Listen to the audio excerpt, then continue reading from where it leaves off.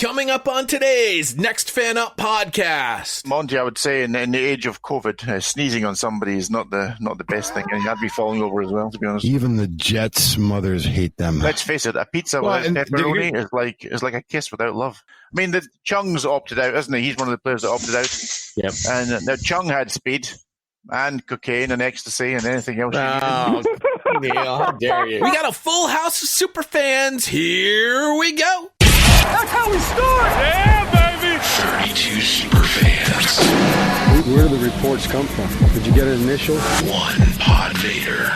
That's football. Every angle of the NFL covered. All that kind of stuff, I get it. This, no question about it, is Next Fan Up. We're going to unleash hell here in December. Hello and welcome to another edition of the Next Fan Up podcast, and it's a full house edition. Quite honestly, we've got a lot of super fans here, plus we have our special guest, and so much to get into. It was Slaughter Sunday last week. Also mentioned how last week was overreaction week. This week is you think you know, but you don't know, and you never will week. This is the Jim Mora week. This is the week everybody goes, oh, I know what these teams are, and then you find out you really don't. So we'll be talking about all of that. We'll give you all the matchups for all the games here in week 3. Let me first introduce you to our very special guest. He is, of course, the co-host and founder of the Tailgate Homegate radio show, and he is an award-winning Gridiron chef. He is Jeff Dockeray, the Doc. Doc, I made the lemon maple pork tenderloin, and I gotta say, it was quite delicious. I will never blame your recipe, but I doubled it up. I felt like I had a little too much time. But I have a feeling that had to do with me doubling it up. And the Doc is muted. Well, I can fill in there, Jay, because there's nothing I'd enjoy more than nibbling on your tenderloin. And that voice is the man from Scotland known as Neil of the Washington football team. Doc, yes, I felt like I put a little too much time in my recipe, but otherwise it was fantastic. What I was saying is, yeah, that's an acquired taste. You can up the pepper and the thyme. They're kind of the pronounced taste on top of everything, but I'm glad you tried it, man. It's, ironically, we lost an NFL great this week. And, I want to tell you a story about that very same recipe cooking at the Pro Football Hall of Fame. And the first day I met Gail, he was kind of cold. You know, he was at a booth, memorabilia booth, signing autographs. And I was doing other things and cooking inside and outside. And he was kind of cold, you know. But I'll tell you, on the Sunday, I did 2 different recipes. My Cook Me Something Mr. Jambalaya. And we were outside blessing that, and I just finished that maple lemon pork tenderloin, and I walked over to him and took a pan full that I put back in the marinade, and he opened up like a rose and was the nicest guy to me all day because he ate my food. So that's my Gail Sayers story. That's a great Gail Sayers story. I wish I had a similar story. I never met Gail Sayers. But I have had the tenderloin, and it was quite delicious. And this week, I'm pretty sure I'm going to have those stuffed mushrooms. And I know you'll have another recipe for us in just a little bit. But we got a bunch of super fans here, so let's bring them all in, including Neil, whom I introduced. Neil, did you have anything you wanted to add? Oh well, I think it's very apt that that Doc opens the show with a reference to Gail Sayers, who most of us didn't see playing. I mean, I think he retired. Well, you did. He retired the year I was born, I believe. Oh no, you were around. Stop lying. But if you're a fan of players who could play and not just and don't take longevity into your how you look at players, then Gail Sayers is one of the all-time greats, and I think he's one of the guys. He played 6 or 7 years, and he had 5 first-team All-Pro votes, and just an outstanding running back, and I believe an outstanding person. So that's a great way to open the show. Career was cut short. And you go from that side all the way to the other end of the scale, where you see. Did I see your Belichick guy? He looked like he'd been arrested after maybe dusting over a couple of chuffs and some sort of long sort of car chase like O.J. Simpson, and then some mugshots of him on TV. I hope he's going to be out in time for the game on Sunday. And yeah, what a complete swine! Wow, complete swine. My goodness. I don't go that far. Joining us is our Eagles superfan, James, to hopefully negate a lot of Neil's craziness. Yeah, but not in the way you think. I'm going to take a few minutes from my normal happy-go-luckiness to briefly say that what's going on in Louisville is beyond the travesty. And I do hope that everyone gets out there this year and vote. What happened this week in that mockery of a grand jury is disgusting on every level of whatever you consider justice, and that the only officer charged in the killing of Breonna Taylor was charged for shooting into the neighboring apartment, and everyone else just pretty much got off scot-free. This is not what our system was designed, or let's put it this way, this is not what the spirit of the system was designed to do. The system as we know it is acting exactly as it is because of how it was initially started. But the spirit has changed over the years, and this is not reflective of the spirit of justice. So I expect to see several demonstrations by players and some coaches this Sunday at the games, and maybe even some starting tonight with the Dolphins. I would say, and I would recommend to everyone to please read up on everything that is happening there before you make a comment or commentary on the situation in Louisville. What you hear from the media is not necessarily the whole story. And so I would recommend that you all take some time to educate yourself on all of the happenings there in Louisville so that you can make the proper conversation about what's happening there in Louisville. And I do back up with what James said. If you're looking for change, the way to get change is by voting and by making your voice heard through a peaceful and understanding process, not through a violent and unnecessary process. So go out and vote and make your voice heard.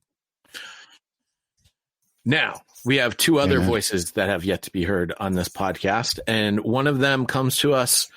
It says Carr for MVP. I mean, the Patriots mobile was retired a long time ago, so it's really not going to happen, Monty. Yeah, I don't know what's been going on the last few days. I've literally just coming to after a really enjoyable Monday night. And speaking of people who need to educate themselves, apparently that would be me. So I've got nothing I can chime in there. So just happy to be back. Happy to be back talking about some football, fellas. I'm happy for you, Monty, to see your team 2-0. Must be great. Enjoy. Yeah, I think that's where the Gridiron chef Doc's dreams went to die, right? Good start. Yeah, I'm happy for you too, bro. I am happy. I love the Raiders. I love Las Vegas, but I got delusions of grandeur too. The Saints just do not start 2-0. They can go 0-2 and rhyme off 8 in a row. They've done it the last 4 years. I was getting delusions. So, but that team, even with a couple backup linemen when Incognito went out, you guys deserved everything you got, and on top of that, old Chucky outcoached Sean Payton. Sean got a D- at the best. So one of the Raiders, of course, one of the biggest influences on my sporting fandom in my life so far, and the fact that I made a huge mistake in that Super Bowl, Monty, the first Super Bowl I sat down and watched with my father, and we decided to pick a team each. He chose the Raiders, I chose Washington, and my life has been a complete misery ever since. So, my God.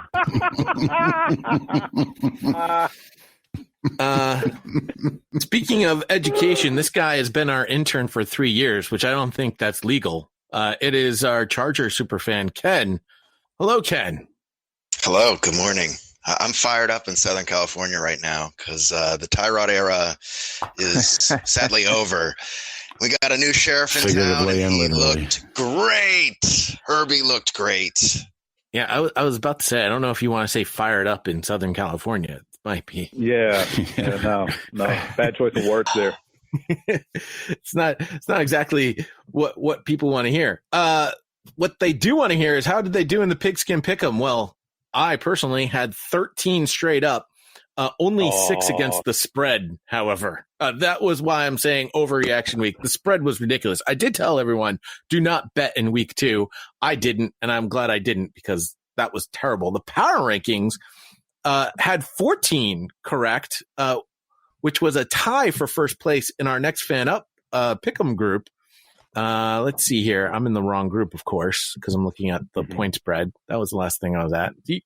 It's one of those days, ladies and gentlemen. Stick with me. But Barnold remains in first in the Pigskin Pick'em group, as he had 14 correct last week, as did Niner Gary, JEH25771, the Washington football team, Catherine Magruder back once again, All-Pro Gonzo, Raiders Stan, Jordan Titans, Sin City Heat. It was a week of correct picks. That is for sure. And furthermore, I think that was one of the best weeks for the power rankings ever. 14.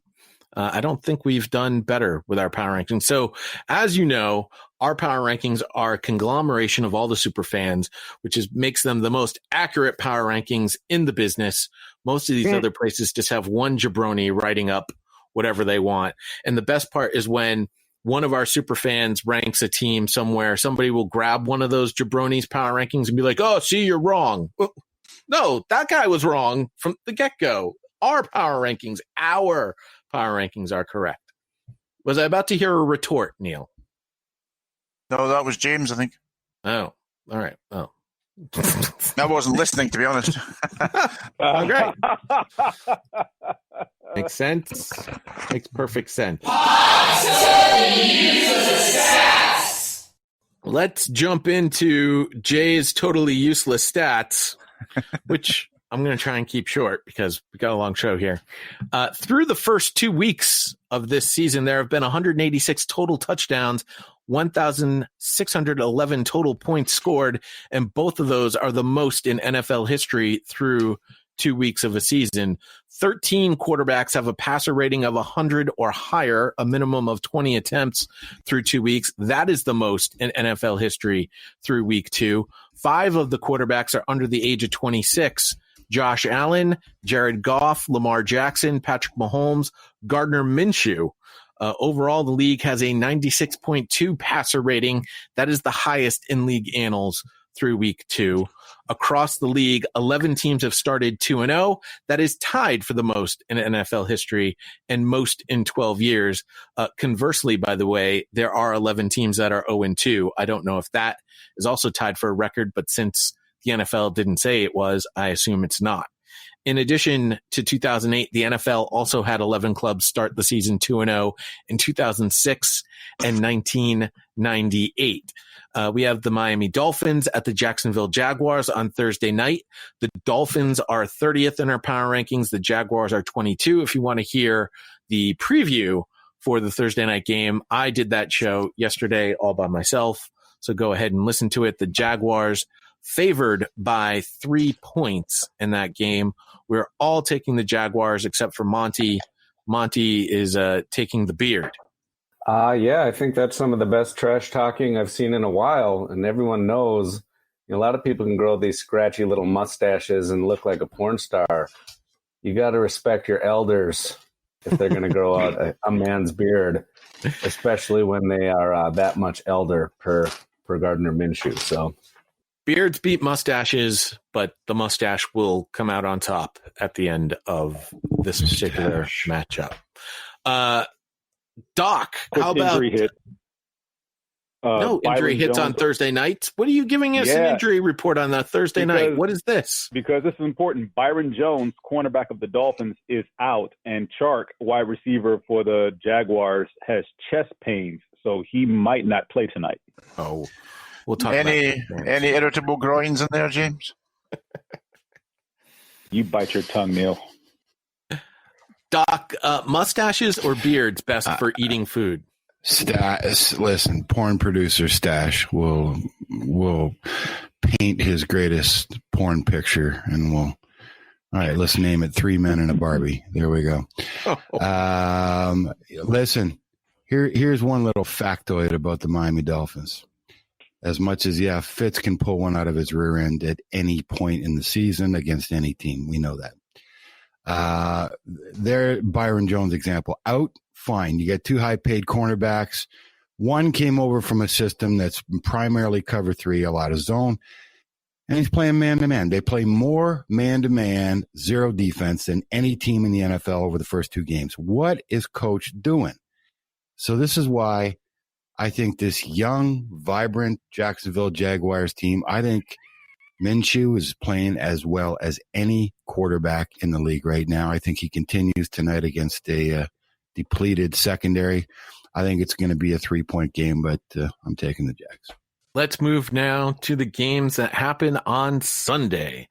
1:00 kickoffs. And we have a few, but there's actually more 4:00 games this week than there have been in the previous 2 weeks. It's fantastic. The Chicago Bears are at the Atlanta Falcons. That kickoff is at 1:00. The Falcons favored by 3. Now, the power rankings, this is a tough one here because the power rankings, the Bears are 18, the Falcons are 20. As everyone knows, when we do the power rankings pick, we give 2 points to the home team for home team advantage, which makes for an 18-18 tie. And the tiebreaker is the team that was originally ranked higher, which in this case is the Bears. So the power rankings will be taking the Bears, even though most of us are smart and are taking the Falcons, as Matt Ryan will aim for his 5th in a row at home with 300-plus passing yards. And while the defense has let Atlanta down, that can be that story is as old as time at this particular point. I just don't think Mitch Trubisky can keep up with Matt Ryan. But, James, you disagree. Of course I disagree. When you find the Falcons defense, you let me know, because I haven't seen it. So far, they're giving up 40 points a game. 40. Mitch Trubisky's not putting 40 on the board. Uh-huh. Right. And the Cowboys shouldn't have scored more than 30 in that entire game after being down 20-0, at the end of the first quarter? And yet they still scored 40 and 3. Why can't the Bears put up 40 and 4? Because Dak Prescott, my friend, is way better than Mitch Trubisky. You know the Bears defense have this guy named Khalil Mack, right? I do. And trust me, okay. I think the Bears defense is what will keep the Bears somewhat in this game, but I just don't think the Bears are going to keep up with the Falcons at the end of the day.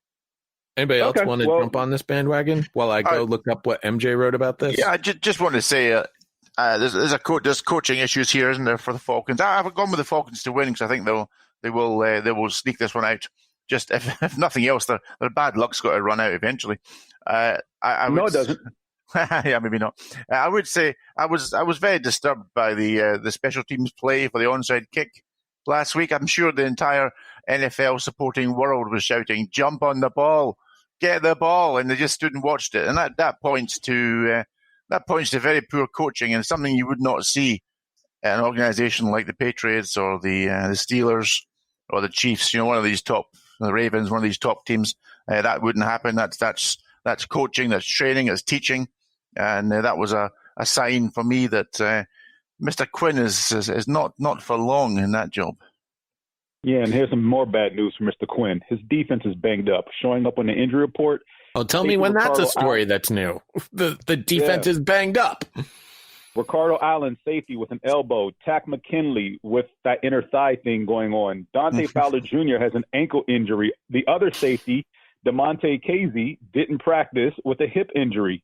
Julio Jones, forever on the injury report with a hamstring.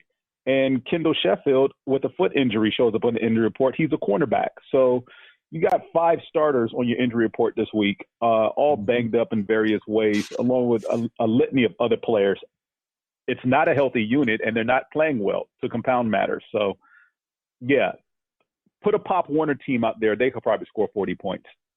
By the way, MJ is right there with you, Neil, on the coaching as he mentions that they have so much damn talent, but consistently make bad decisions. Last week's game shows that, as they were up 20-0 in the first quarter, and you would think it's a game they should win, but they make no adjustments coming out of halftime and score no points. The Dirty Birds have been outscored in the third quarter this season, 28-0, 14 points in each of the third quarters they have played so far. If they had made some adjustments at halftime, maybe, just maybe, they'd be 1-1, possibly 2-0.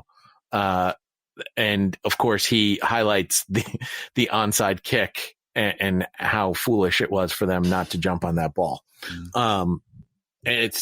Listen, despite all of that, despite the fact that the mean Bears defense is coming in, and while I do believe in Mitch Trubisky, I just can't see Mitch Trubisky it's going to take Mitch Trubisky putting 40 on the board for the Bears to win this game, and I don't think that can happen.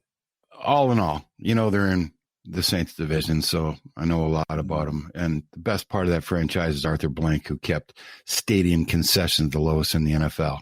That's the only good thing about the Falcons. They got a defensive head coach hired for that reason. They've always had offense, and that defensive head coach has not had a top 10, I believe, top 12 defense in the NFL. That's it. Drop the mic. You're gone. So you can score all the points you want, but your defense has continually been a sieve. And I think they'll outscore the Bears, and I know Trubisky doesn't have anything to get back into it. I'm not that scared by the Bears defense. Khalil Mack is becoming bipolar. He shows up, then he doesn't show up. He shows up, we talk about him for 2 weeks, and he goes AWOL for 3. So I got no faith in the Bears defense to hold up that dynamic of an offense. Their receiver numbers right now are sick. So it's going to be a track meet either way, but I just don't think Trubisky has got the legs to keep up with Matt Ryan. That's just as simple as it gets. Speaking of track meets, the next game, the Los Angeles Rams at the Buffalo Bills. The Bills are 5th in the power rankings. The Rams are 11th. Bills are favored by 2.5 points in this game. We mentioned this a lot about the West Coast teams traveling East Coast for the early kickoff and how it favors the East Coast team. Well, apparently it comes in waves because it's now a myth.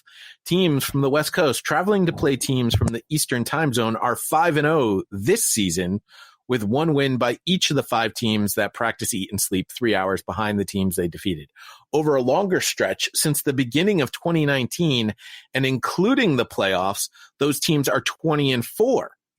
And if you want to get even more insight onto this, Seattle, since 2019, playing on the East Coast, 7-0. The Rams, 4-1. The Niners, 4-1. The Chargers, 3-1. And Vegas, 2-1. So yeah, apparently the West Coast teams don't have that big of a problem traveling to the East Coast for 1 o'clock kickoffs. However, with the Bills being at home and both these teams playing very similar in regards to their points per game, offense per game, defensive stats per game, I'm going to give the edge to the Bills. I don't feel super confident about it, but I do think the Bills being at home, I'm going to lean in that direction. James and Neil, you guys are on the opposite side of that. Neil, what do you think? I think I'm on the opposite side of that because the Rams, I think, have corrected a few of their issues from last season, and I think they might just be able to score more points than the Bills in this game. I kind of thought the Bills, the Bills won against the Dolphins, wasn't it, last week? And a lot of plaudits going towards Josh Allen, but I thought he missed, he could have thrown a couple of pick sixes in that game quite easily.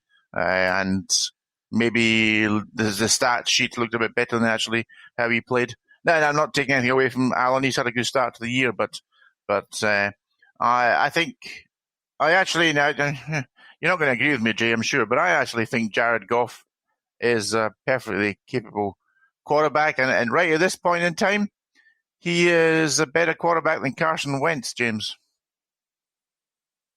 Sure. After last week, I'd say Jay's kid is a better quarterback than Carson Wentz. So, I mean, it's not saying much. The only reason I chose the Rams because right now I think they're playing better complete football. And considering where this game is being played in the time of year, that's the other reason. If this game was played in the same location in December or January, I might side with the Bills. Matter of fact, I'd probably strongly side with the Bills. But weather is not going to be an issue here. It's still September. This is a level playing field, if any, and considering there's no crowd noise, there's no impact on the Rams from, outside of just playing the game the way they know how. Quick hit on the injuries. The Bills have a laundry list here. Names showing up include Tre'Davious White, Ed Oliver, Teron Johnson, Zach Moss, Matt Milano, Tremaine Edwards, and Cole Beasley.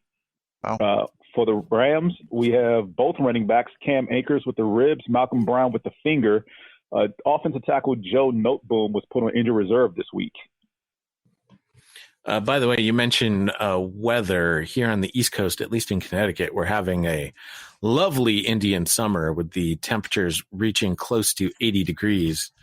I'm currently searching for the Buffalo Bills weekend forecast right now because I think I saw, yes, they have similar weather, 79 degrees, partly cloudy this Sunday in Buffalo. So it'll be beautiful football weather.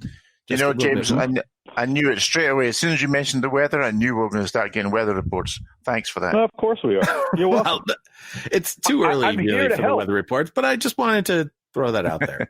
Again, this game is not being played in December. Ken and Monty are also going with the Bills. Doc, who do you got in this one? I'm going with the Rams. I think they're playing some of the most efficient football in the NFL right now. Jared Goff's playing out of his mind.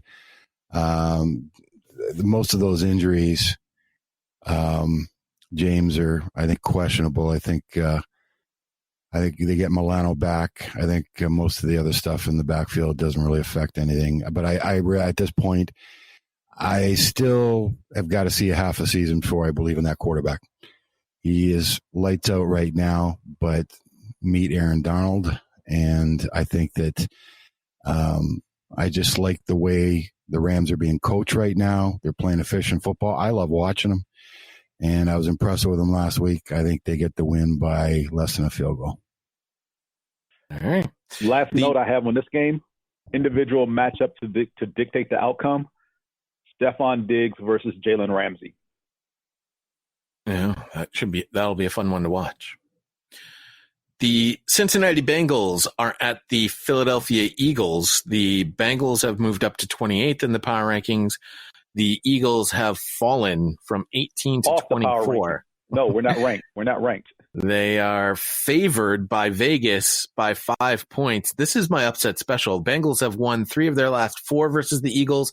And yeah, the last time they played was back in 2016. But who's left on the Eagles D, James, to stop Joe Burrow and the Bengals? Nobody. Yeah. So why in the world does Vegas got you favored by 5? I have no idea what Vegas is looking at. I mean, I guess they assume that we're supposedly the better team on paper, but this is why they play the games on the field. Because as you can see from the sheet, I'm not picking the Eagles this week. No, you're not. But Monty is. So, Monty, why do you believe so much in James' team? It's one of those, we've seen two weeks and everyone thinks they know that the Eagles are the worst team in the world. But, I mean, they're not that bad, and this is the Bengals that just coming to town. So I'm going with the home team, and I do think that Carson Wentz, I mean, that's harsh criticism from Neil over there. Goff is not that good of a quarterback. Wentz may not have an offensive line, but I think if you can give them a little bit of time, and I still think their coaching staff has got a leg up. They got a little experience on this. I'm going with the home team. I don't think Philadelphia is as bad as we've seen, and it's only been 2 games. Keep hope alive, James. Yeah. I mean, look, I gave you that point. We're probably not as bad as we look, but, the only team worse than us is the Jets. And we'll bag on them later. But this is horrible. This is a team that doesn't, like MJ's write-up said earlier, this team also doesn't make any adjustments throughout the game.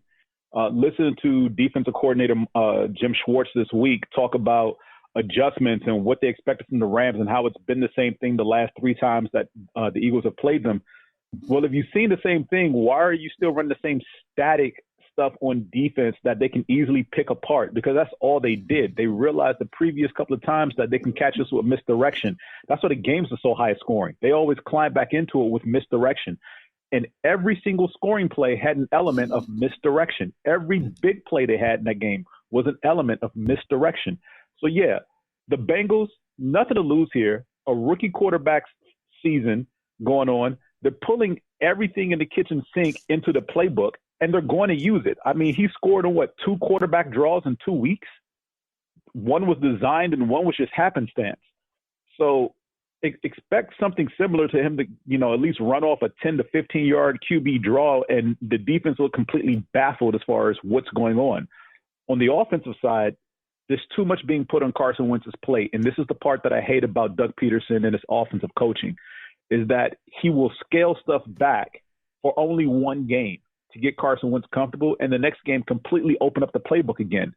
How about you maintain a level of minimum effort that Carson Wentz has to put into the game, keep things simple for him, lean on the running game. We have a stout backfield if you just give them the ball. You let the offensive line bully the defensive line, which clearly didn't happen last week. And hopefully Miles Sanders doesn't fumble on the first carry, because that really just spoke volumes of the rest of the game from there on out. Anytime we looked like we had a chance, it was just snatched away because we gave the ball away. And, limit Carson Wentz throwing the ball. He's already got 4 interceptions on the season to 2 touchdowns and another 2 fumbles lost. So he's already -6 by himself. What's the injury report, James? Geno Atkins and Mike Daniels, the defensive tackles for the Bengals, show up in the injury report, along with safety Sean Williams. For the Eagles, of course, receivers Alshon Jeffrey and Jalen Reagor are out. Fletcher Cox, Corey Clement, and Lane Johnson all show up as questionable. Yeah, that's just not good.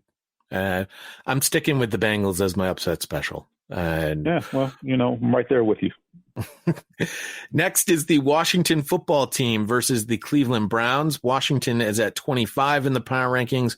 The Browns at 21. Vegas has the Browns favored by 7. This is the first time today I'm going to tell you, avoid betting on this game. I don't know which is the real version of each of these teams. I'm going to take the Browns at home, but I'm going to take the points with the Washington football team. Neil, you are taking the Washington football team outright. Is that just your fandom, or do you actually think they're going to win? Yeah, no, I think they've got a chance here in this game. They struggled, obviously, last week with a very mobile Kyler Murray, but I can see them. I can see their defense controlling the line of scrimmage this week. And, yeah, I think it'll be a close one, but I think it's one Washington can win. I don't think Cleveland are all that. So yeah, for one of the few games this year, I think we've got a 50-50 chance of winning, Jay, until we play the Eagles again, of course. Oh, and that's the thing. I think, I was high on Washington last week as an upset against Arizona, and then Arizona proved me wrong. I don't know which Washington team is the real one. Was it the one we saw in the second half of week 1, or are the other quarters more indicative of what your team is capable of? Yeah, how the hell should I know? Similarly with the Browns had a stinker in week 1, and then they faced the Bengals, and they barely came out with a win, but it was, for the first half at least, they were pretty impressive against the Bengals. But then again, maybe it was just because it's the Bengals. I don't know. Which is why I'm sort of up in the air on this. What's that, James? Division games always make things look different. That's also true. We'll talk about that later with another team. Ken, we haven't heard from you in forever. You still here? You still in? I'm alive. God, he sounds even older now. Oh, I think he might have grown a beard or a mustache. Yeah, so, yeah. Mustache guy, big mustache guy. Okay. What do you think on this matchup? I mean, it'll be interesting to see if the Browns can get their running game going against that Washington defense, and if they don't, can Baker Mayfield win a game without a run game? Because that seems to be his recipe for success, as it certainly was in college. So, me picking I'm just not taking Washington while Haskins is starting at quarterback. They need a new quarterback. Recipe for success. I think you just led right into Doc. Recipe for success. Hey, a couple of quick things about the Browns. You're right. I don't know if you guys know this, but Washington is rated the number one overall defense as far as efficiency, pass defense. What do you think of that, Neil? Yeah, defense has played better overall. Obviously, it looked bad in a couple of plays last week with Kyler Murray running through the entire team, but he's going to do that against a lot of teams. So yeah, no, they're pretty good, pretty good. Show me the old saying: "Show me an All-Pro corner, and I'll show you an All-Pro defensive end on that same side." Right? So who knows Jay what they're doesn't going to believe get? that. I think they can. I think they can. I think they can. I think it's going to be a close game. But speaking of food, and Jay, the reason I ain't got you the recipe yet is I got more pictures going into the recipe on a how-to basis. So I did this one in celebration of the beginning of SEC football. We just covered about 100 radio markets with this, and it's something I love, built around one of the favorite game day foods, and that is pizza. This is za dip. За dip. Real simple, guys. I did this one for Super Bowl this year, and we didn't publish it, but I found the pictures, and real simple. Soften some cream cheese on the bottom of a pie plate in the microwave, spread it around like you got a pie crust. Add a layer of cheese, add cooked mushrooms, pepper, green peppers especially. Any pizza toppings you want, but I like mushrooms, peppers, and onions. Another layer of cheese. You got your Parmesan on top of your mozzarella. And then you top it with fresh pepperoni, and you bake that on the grill or in the oven. Serve it with whatever you want. Grilled pitas, breadsticks, crackers, nachos, whatever. It is simply one of the 3 best dips I've ever made in my life. And I just call it loaded za dip. So that's the one we're publishing. I've got to say pepperonis, that sort of thing, with sort of Spanish chorizos, all those sort of things. Doc, just add such a great flavor depth, don't they? I mean, let's face it, a pizza with pepperoni is like a kiss without love. Well, listen. I got a better though. The pepperoni is a key topic. I'll tell you why. If you can get your mitts at a grocer for margarita pepperoni, it is one of the best tasting, because if you got New York style pepperoni, which is the bigger, thinner cut, whatever, but just the caramelization of that on top of the cheese when it kind of curls up, it just adds. I mean, the base of that is cream cheese, but you get all the flavors of a pizza. But pepperoni, don't just buy stock stuff, the cheapest you buy. The pepperoni is the kicker there. Get eggs that adds that twang, Neil, right at the end. Oh, yeah. So you're right. And the fat pools on top of the pepperoni too. So nobody's going to mop it. Yeah. Keep going, Doc. I'm nearly there. No, I was waiting until the end of the show for the recipe, because I knew as soon as you start. Now I'm starving. Oh, now I'm ready. I'm ready for food. All right, right back to it. Washington is 1-5 straight up in the last 6 road games. Cleveland is 0-5 against the spread. Never mind this football. Yada yada yada. Let's talk about food. Injuries to close this out.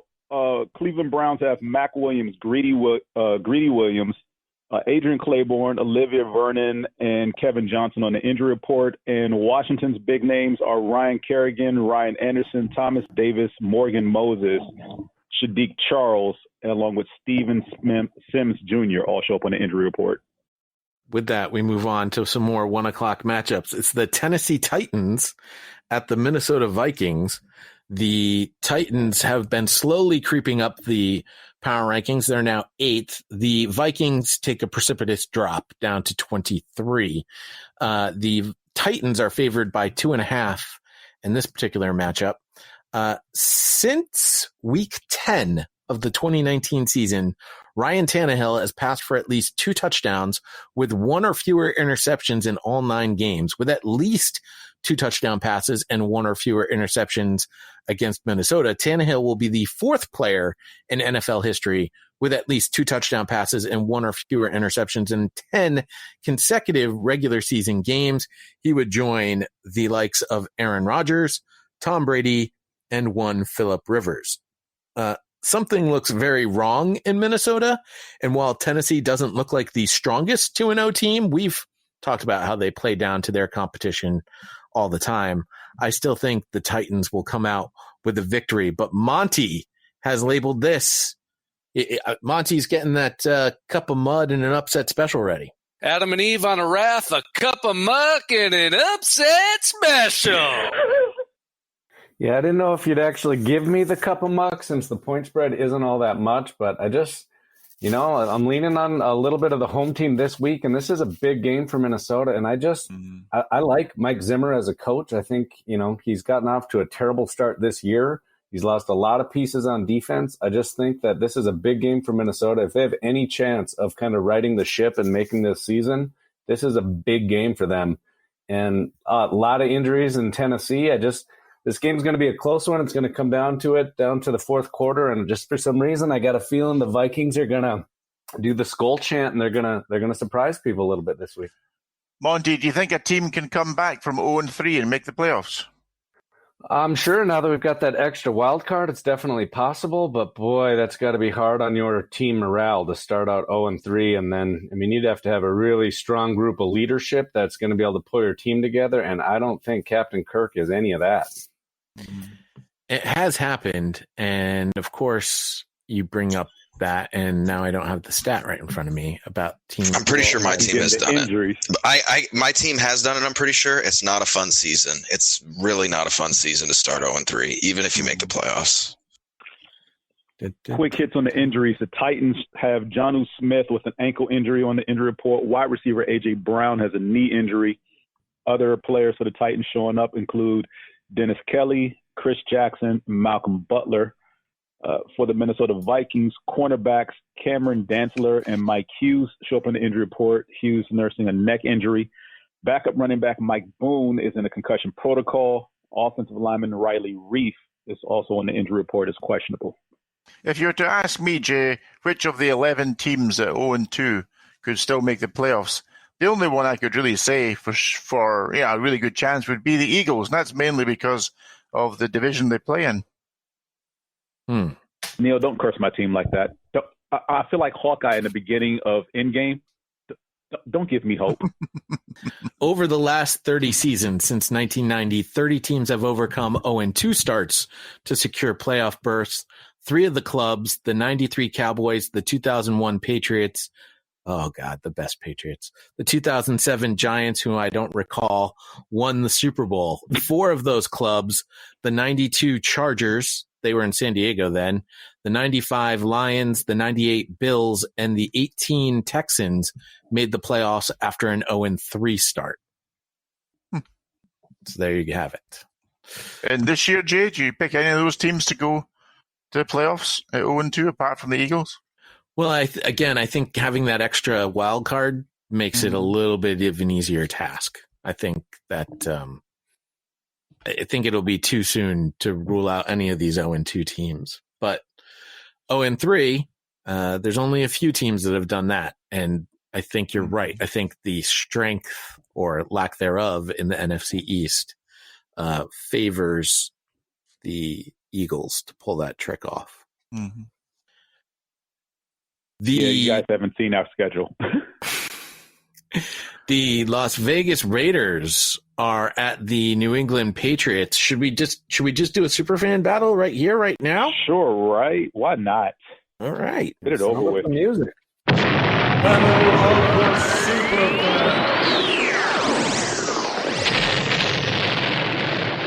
right, there it is. On request for you, Monty, even if you didn't hear it. The New England Patriots, my New England Patriots, remain steady at 7.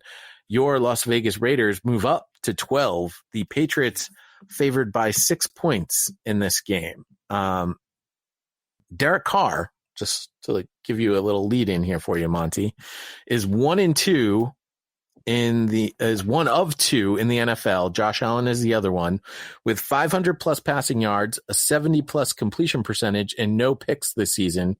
Zay Jones has 5 plus catches in 2 of his past 3 versus New England. And while the Patriots secondary, in fact, struggled against Russell Wilson, I dare say, as Neil said earlier, a lot of teams are going to struggle against Russell Wilson. So go ahead, throw on the best secondary in the NFL, see how far that gets you, Monty. Top 5 defense in the NFL, my friend. You're not pulling this trick off. They were a top 5 defense last year. That is 100% accurate. But this year, I don't think they're going to end up there. And average quarterback, but the engine of that Raiders team is the running back and the offensive line. So I'm sure you saw the photo of Bill Belichick. Looked like he hadn't slept after he battled Russell Wilson. He's got the Kansas City Chiefs next week. And here come the lowly Vegas Raiders. Nobody thinks about them. The Derek Carr is an average guy. I think that Gruden's going to run the air out of that ball. And if you start to load up the box a little against Josh Jacobs, an average quarterback like Derek Carr is going to start to take a look at that tight end, who we all got a good look at on Monday night. I know they don't have the best talent at wide receiver, but if you give them some one-on-one looks, they've got a little bit of speed. They've been making some plays, and dare I say, these young kids, they kind of are starting to have that look where they don't know they're supposed to lose these games. All right. Well, let's talk about those matchups. So your tight end is most likely going to face our second-year corner, Jawan Williams, whom they've been playing as a hybrid safety corner, specifically matching up against tight ends. So advantage Raiders. Let's move on. That's not an advantage. At worst, it's a push. Your young wide receivers again that you mentioned have speed. Well, our secondary's got plenty of that as well, including the defensive player of the year in Stephon Gilmore, who I will admit is not having the best start to his season. But J.C. Jackson, Jason McCourty, those guys are fast. What's You're that? not listening to me. The Raiders aren't attacking you through the air. They're going to do on the ground. How did your defense do against Chris Carson last week? All right. Is that why Belichick didn't get any sleep? So, yes, your running game scares me a little bit. I'm not going to lie. But our running game is just as stout. They may not have looked it against Seattle, but they're going to put sneaky yards on you that you're not even expecting. And James White is, still questionable based on the tragedy that occurred in his life.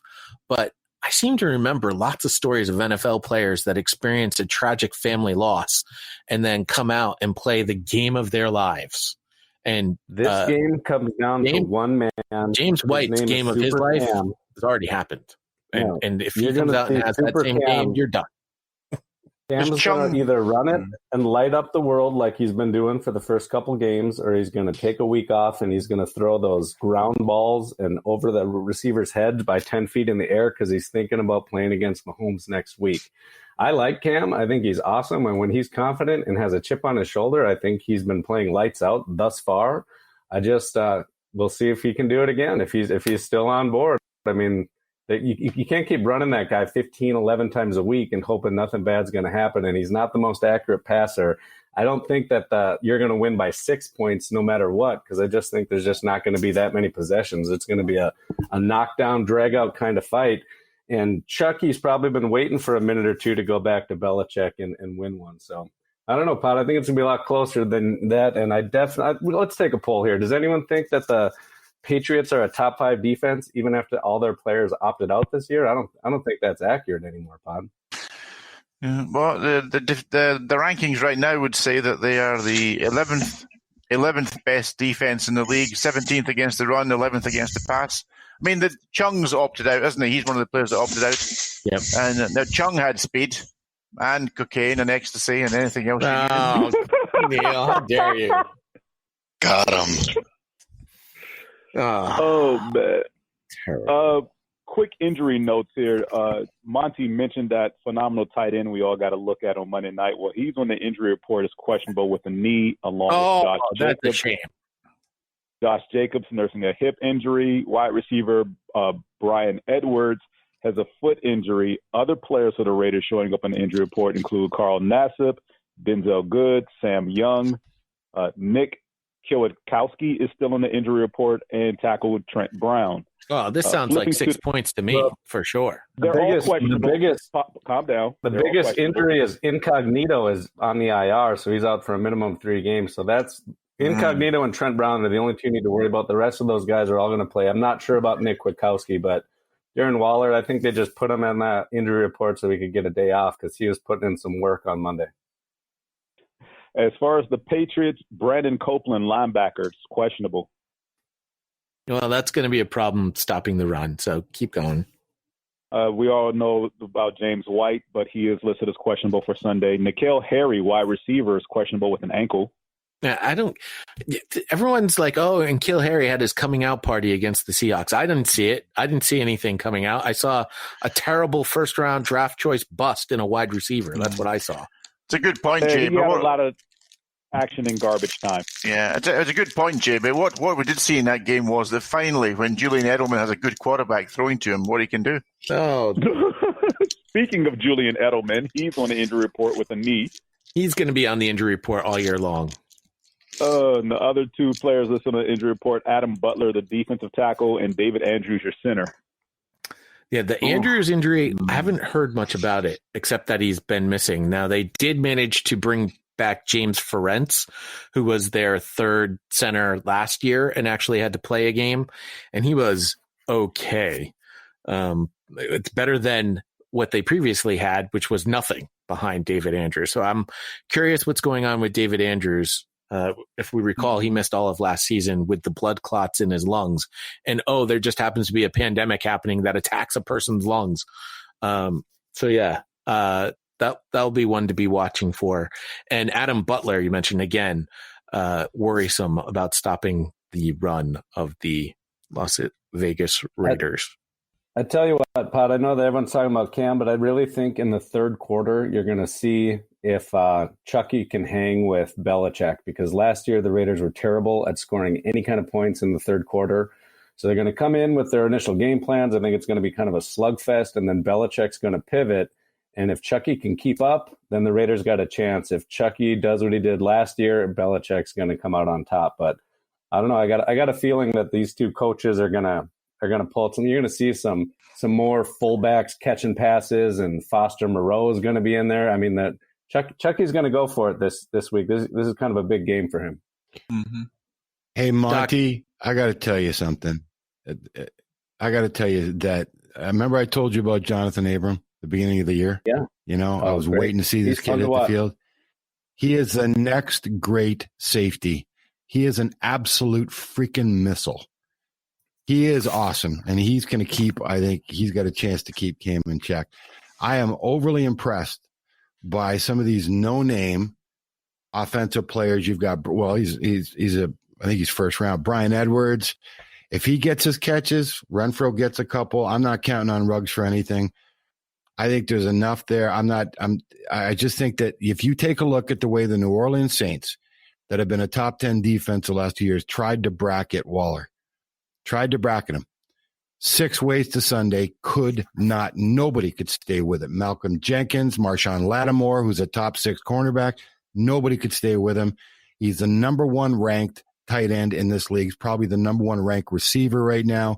He is unguardable, and I just hope there's enough bodies in the back end there in New England to stay with him. He's going to get another 10 catches. The way he's some random third-round player that nobody's ever heard of that he said should be no problem. So Juwan Williams was a second-round draft choice. You watch your tongue. He's also Jonathan Abrams, super stud. His big thing coming into this year was we all assumed he was going to get like 3 15-yard unsportsmanlike penalties a year or a half. And so far, he's been playing under control. He's in on a lot of plays, and man, he's just flying around the ball. A lot of fun to watch. Oh, he is. Yeah, absolutely. And I will say that Chucky did make some adjustments at halftime on Monday night, which was great to see because, Sean Payton's a Hall of Fame coach in his own right. And it was just nice to see the Raiders. They made some change because it looked like that was going to be a track meet there when it was 10-0, and I was starting to cuss a little bit. But, boy, it felt like the Raiders coaching staff started to make some adjustments. You had 2 backup offensive linemen against now a rotation of 6 to 7. Over average defensive lineman could not get to him after 3 sacks in the first quarter. Shut him down. Trent Brown revenge did a great game coaching job. You just said Trent Brown's on the injury report. He's not playing. Well, he's questionable. He's gonna take a Questionable. shot of whatever the Chargers doctors are giving out there. Get it right. Oh, His man. calf, he's Next gonna be out there. game. Oh, we're going to get to that. We still have a few more games before that one. Another 1 o'clock kickoff. It's the San Francisco 49ers against the New York Giants. This will be a game you don't need to watch. Niners have fallen to 15th in the power rankings. The Giants are now 31st. The Niners favored by 4. Did everyone forget that the 49ers are playing their XFL team in this particular matchup? Who's left? I don't understand this. Yeah. I'm going to take the Giants. Monty's calling it an upset special. I just think Vegas hasn't had a chance to switch their line yet. But Ken, you're taking the 49ers in their XFL team. Yeah, they still have Shanahan. I mean, is Jimmy Garoppolo really that much better than their backup? Because he wasn't playing that well. I don't think so, actually. I think Jimmy Garoppolo is a system quarterback who is super lucky that he got traded to Shanahan's offense. They're still going to run the ball even without Mostert. But did you watch the Giants the last couple of weeks? Because they don't look very well coached, and Daniel Jones doesn't look very good, and they just lost Barkley. So, yeah, give me Shanahan and the Niners. I'm sorry. I'm getting a weird message at the time that I'm supposed to be paying attention to the show. All right. I hate to say this, but I might have to agree with Crazy Jared and his write-up on this particular game. What is it this week? Both teams have been devastated by injury. Giants have their top 2 wide receivers injured. Saquon out for the season. Niners have 5 wide receivers injured. Their top 2 running backs, their quarterback, Bosa, Thomas, Kittle, Sherm, etc. Niners return to the field that destroyed their Super Bowl chances. Normally, I'd say this is a great revenge game for them, but I have a feeling a lot of them will be playing scared after seeing what happened to their entire team last week. Niners will be starting Mullins and have a somehow healthy Reed starting at tight end. I know.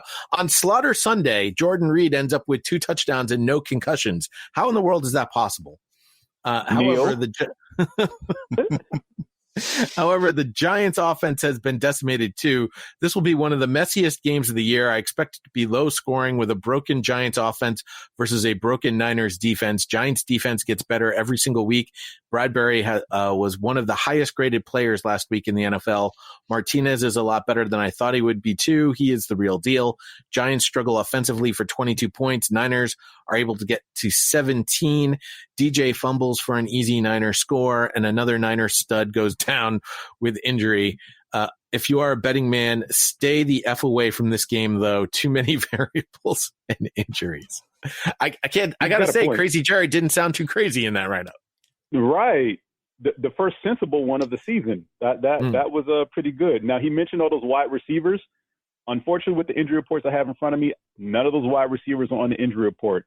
Yes, Barkley's out for the year, but the only Giant officially listed on today's injury report is Adrian Colbert, the safety, and he's questionable. On the Niners side, players listed as doubtful. Defensive end D Ford with a back, running backs Mostert and Coleman with knees, respectively, for both of them. Coleman will sit out for a couple of weeks, 1 to 4. They don't know yet. Questionable players are Jimmy Garoppolo with an ankle injury. Shanahan said he'll be surprised if he does take the practice field this week. And, of course, George Kittle, still nursing a knee injury. He was a limited participant in practice yesterday, so he's listed as questionable for Sunday as well. If the 49ers really are afraid of that turf, as it appears that they are, why would you risk George Kittle in this game? Take the L and move on and fight another day. Yeah, I don't think Daniel Jones can do this. I mean, also, it's of note that the Giants did sign Devontae Freeman early this week. He'll go into COVID protocol, COVID distancing protocol that they have set up before he can actually join the team. So it'll be another 2 to 3 weeks before we see him actually in a Giants uniform. It's not going to be 2 or 3 weeks for Devontae Freeman to show up on the field, really? Yeah, he's got to do at least 10 to 14 days before he can join the team. They signed him, I believe, yesterday was the official signing. For some reason, I don't think that's true. I think it's like It's 3 at or least 4 1 days week. for the first test to come in. And then if he has 2 negative tests back to back, he's allowed to Back to back, join yeah, the but team. he still needs spaces between those tests. So let's put it this way: he's not playing Sunday. Okay. Neil, you have an interesting question. Who's worse, Giants or Jets? I don't think it matters. New York sucks. Actually, that's not true. Jersey sucks because the Bills are 2-0.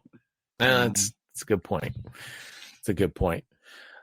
The final 1:00 game is the Houston Texans at the Pittsburgh Steelers. The Steelers have moved up to 6th in the power rankings. The Texans only fall to 19. The Steelers favored by 4 points in this particular game. Let's see here.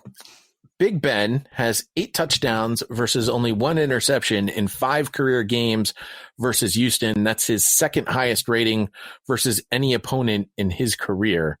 I'm going to take the Pittsburgh Steelers in this one. Neil, you are going with the Texans.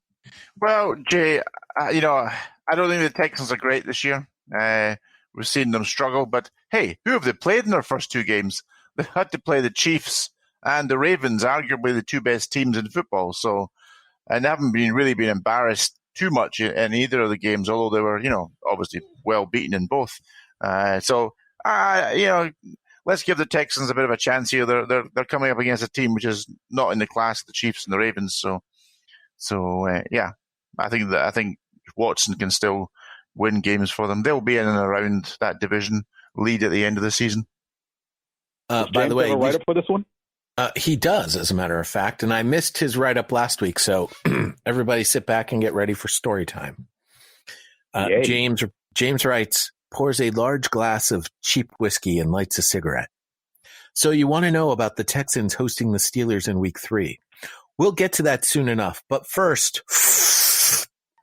a story.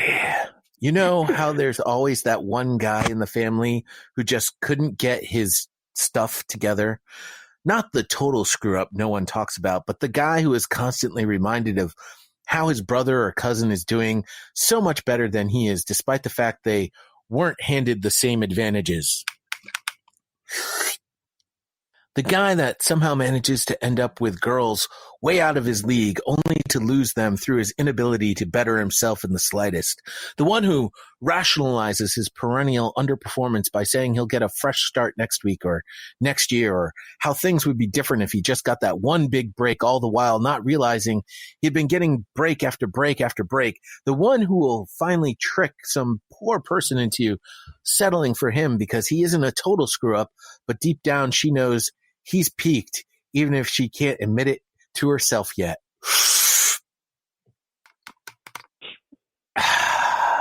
Well, that's you, Houston. The more successful family members are the Ravens and the Chiefs, and your fan base is the one who has deluded themselves into thinking either you'll eventually make something of yourself or has just accepted this is what you are. Hey, Texans fans, I just said the preview was going to start with a story. I didn't say it was going to be a story you wanted to hear. I take little joy from the fact that we are right on track with my season preview and that I nearly nailed the score prediction for last week. But that's what little joy there will be in the NFL this season for the Texans. For the actual preview, the Texans have so far faced 2 teams with an above-average pass rush, but nothing that could be considered otherworldly or even league-leading. Now they face the Pittsburgh Steelers, who are the best at getting pressure on a quarterback. Stop with the whole Deshaun just needs to get the ball out faster. Through 2 games, Watson has gotten an average of 2.2 seconds in the pocket and been pressured on nearly 30% of dropbacks. This is tied for 3rd shortest amount of pocket time and 2nd for pressure rate among qualifying quarterbacks. He didn't write this, but J.J. Watt is also on track to being the 4th fastest to 100 sacks in his career. I'm sorry, the other way. I meant TJ. See, I already got him confused. It's the first time JJ and TJ have faced against each other, and TJ Watt has got some sort of rookie record that he's on track for. I've dubbed the offense the Great Glass Elevator, given their ability to only move vertically, but made of glass and only exist in a fictional world of children's story so dark that even Tim Burton felt he needed to lighten it up a bit. David Johnson went back to the shell of himself against the Ravens, accounting for only 13 touches. Once again, the offense only managed to score 10 meaningful points on the way to adding a few in garbage time. Some may say it takes players time to adapt to a new system, and consistency will be key this year, but it's not like the coach didn't approve of what the GM was doing this offseason. On defense, the Texans are talking of converting cornerback Lonnie Johnson to safety, so either this is an admission of whiffing on their second-round pick from a year ago, or they failed to address an even bigger need at safety, since the only thing that has stopped the opposing air attack so far has been the lopsided scores. Despite this, the rush defense has somehow played even worse, allowing an average of 5.6 yards per attempt, but it takes a real team effort to allow scoring drives on 66.7% of your opponent's possessions while forcing precisely 0 turnovers so far. The X factor for this game is the Steelers' recent history of playing crappy teams. They get a pass last year, even though they had a late season loss to the Jets, but each season the Steelers lay one giant road egg to a head scratcher of a team. The 2016 Dolphins come to mind there, with the Steelers getting doubled up down in Miami. Steelers 38, insert Ralph Wiggum, stop it. He's already dead meme. Texans 17, only 10 of which were scored in meaningful fashion and with a high probability of a field goal to make it only a 2-score game sometime in the third quarter. Woo! That's the last time I forget to read one of James's write-ups, because that was... Yeah, to quote an infamous doctor, damn it, Jim, he's dead. Oh, man. What's the injury report on this one, James? Laramie Tunsil, J.J. Watt show up questionable for the Texans. Also showing up Duke Johnson with an ankle injury, Brandon Cooks with a quadriceps, and fullback Cullen Gillespie is in a concussion protocol.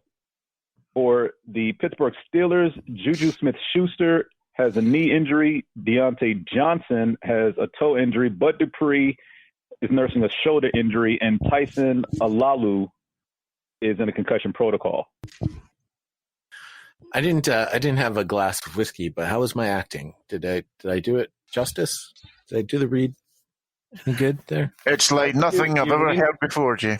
Nothing I want to hear Jay, again. it was a great effort, but I don't think you've ever smoked a cigarette before in your life. I could be wrong.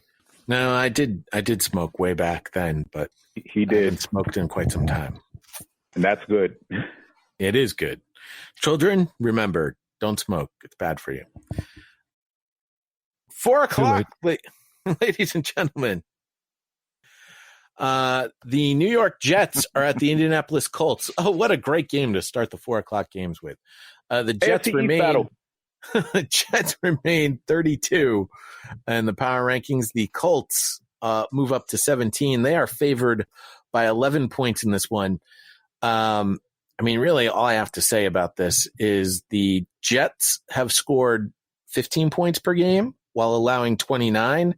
The Colts have scored 24 points per game while allowing only 19. On offense, the Jets have managed 265.5 yards per game, where the Colts have averaged 399.5. And on defense, the Jets allow 381.5 yards per game.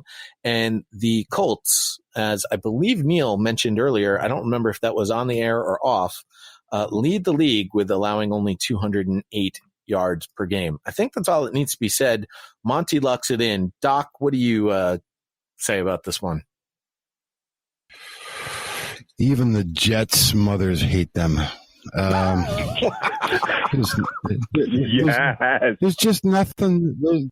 There's just nothing there.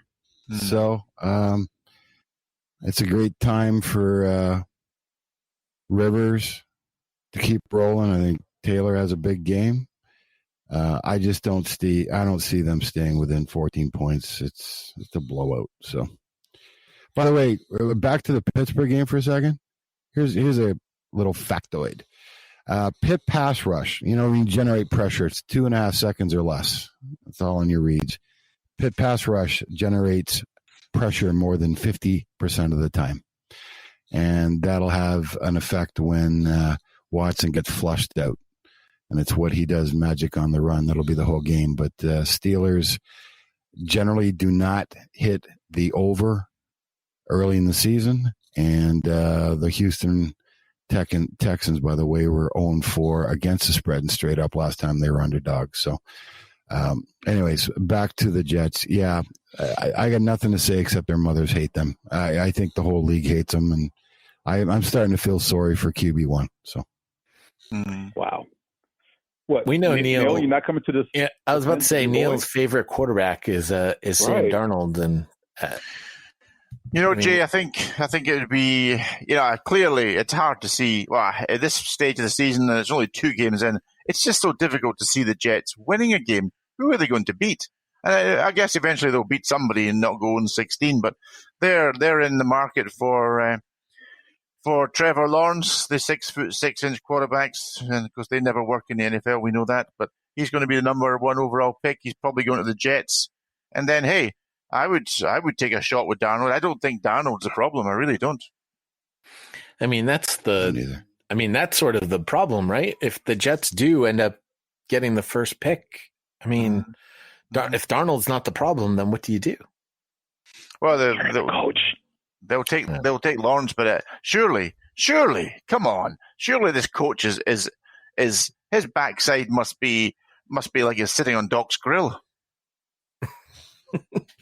You would think, but I haven't heard anything about Gase being in any sort of trouble. But he must be in trouble. He's got some. Well, if quarterback goes, he goes. If he goes, quarterback goes. Quick hits on the injuries. Oh, go ahead. Colts have Rock Ya-Sin listed on the injury report with an illness. Take from that what you will. Safety Julian Blackmon, tight end Jack Doyle, and linebacker Matthew Adams. And for the Jets, it's too many people to name for a team that we don't expect to win. Just noting that Chris Hogan, Jamison Crowder, and Kalen Ballage. That's it. So what you're saying in fantasy is play all your Colts. Is that what you're saying? I would have locked this game in and would say that if Phillip Rivers wasn't the quarterback for the Colts. I feel like if this game is closer than it should be, he will throw that interception that keeps the Jets in this game. For me, I'm concerned about the Phillip Rivers effect, and that maybe the Jets have that. This is that surprise game. This is that Jim Mora game that I talked about. But at the same time, it's the Jets. It's probably not going to happen. So I don't have to worry. Yeah, let's be clear though, Jay. It's the New York Jets offense that is struggling. The defense is actually middle of the road. So it's not playing too badly. It's the offense that's bottom of the league and bottom by a distance. Well, the Carolina Panthers are at the Los Angeles Chargers. The Panthers remain at 27 in the power rankings. The Chargers have moved up to 16 in the power rankings. They are favored by 6.5 points. I was going to go into my pick first, but let's talk about the punctured lung of one Tyrod Taylor. So, when the story first came out on Sunday, first everyone was like, oh my God, Justin Herbert's making his first professional start. And Ken, you being the Charger superfan here, you must have been just as excited, flabbergasted, surprised as we all were. I was honest to God, flabbergasted. Now, the word that came out as to why Tyrod wasn't starting was because he was having a negative effect to pain medication for his broken ribs. Now, I happen to be in the vicinity of a medical professional the last couple of days as he's been here working on my house. Don't ask me why a doctor was doing masonry work, but he was. And I asked him, why was a doctor doing masonry work? Because he was. He's apparently very skilled using his hands and cement. Moving on. I asked him about no distraction. What medicine would you be taking that would have an adverse effect? And he said ultimately it's probably steroids because it's pretty much the only thing that you can do, just like they do with racehorses. you shoot them up with steroids right before the race, and then next thing you know, they've got a broken leg because they don't feel anything. So that's what he was saying. And then when my son comes out and gives us the breaking news that the doctor punctured his lung, the doctor I was with was like, well, that's pretty hard to do. Now, yes, I can see how if they're trying to give him the injection directly into his clavicle, there could be some issues there, and you have a shot at puncturing the lung. But it's like, I could do that job. What the heck am I doing here, doing masonry work at PodVader's house instead of being the team doctor somewhere, especially in San Diego where it's nice and warm. LA, it's warm there too. In any case, it sounds like a really bad situation, and there's, from everything that you read, if you're thinking about a legal sort of thing, well, the players give that up with the collective bargaining agreement. But man, that sounds like some quack doctorate. And I would again go back in time and watch that football movie there by Mr. Oliver, to think about what the doctors are like in NFL locker rooms. Any given Sunday? Yes. You could also look at it another way and say, come on, Taylor, man up. You've got 2 lungs. Wow. Ken, thoughts on this game? Insight. Yeah, let's not miss the forest for the trees here and forget that the Chargers rookie quarterback that everyone thought would have accuracy issues came in and looked like the real deal. I mean, I was shocked when he was on the field, and I mean, it's a whole new offense now. I said last week that losing Derwin James took this defense from a unit that could win games by itself to a defense that'll keep you in every game. And with this Herbert offense, that's all you really need. I mean, I went from texting my buddy after the week 1 win against the Bengals, asking if we should have lost that game so we could start the tank, because the offense was miserable with Tyrod Taylor. And Herbert wasn't perfect. He threw a really bad pick on a 3rd and 2 when he had a wide open lane to go for the first down. And then he missed Hunter Henry on an easy 3rd and 2, and then 1 to Keenan Allen. But other than that, he looked really good, and linebackers were hitting him out of bounds, and they were bouncing off of him. And man, the whole, I mean, I don't believe in moral law or, good losses, but I walked out of that game, and I've never been happier to lose a football game in my life because of the difference between old man Rivers shot putting and then 12-year-old Justin Herbert throwing lasers. So man, really exciting time to be a Chargers fan. Still having the same result, a loss and 20 points. Plus they're only 10-yard touchdowns on the board. You only put 2 touchdowns on the board. I'm telling you, just from a fan's perspective, Herbert brought new life to the offense. Better, I mean, he was better than Rivers was last year. It's like any first-round quarterback rookie comes in. It gives the fan base hope, and that's what we're hearing from Ken, and that's great. And enjoy that, Ken, because the misery will follow soon enough.